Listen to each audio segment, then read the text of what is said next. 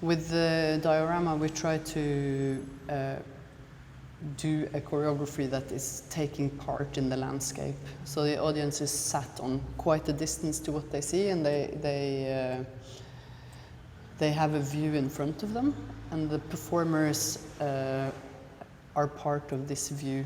There's very little movement in the piece. They almost become rocks as part of the landscape. So the whole performance functions as some sort of meditation on very slow change, how the landscape changes over time, and also on relation between different types of beings in this landscape.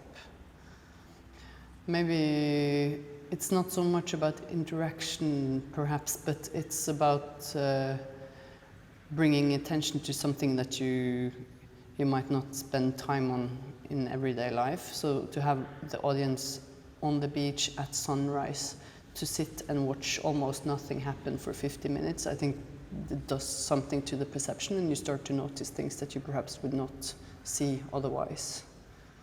So this idea of art is something that can be useless, and how this has a political impetus in the sense that it's resisting this production that's happening on so many different planes of society.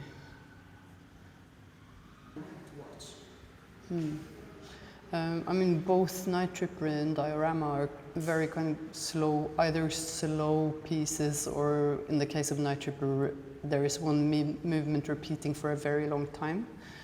And for me, this has two different purposes. One purpose has to do with the expectation of the audience, which is often, when coming to see something, that something should happen. And then for a long time, nothing really happens. Then I think often you manage to empty out this expectation and perhaps open perception to new elements, or a larger attention to detail, perhaps.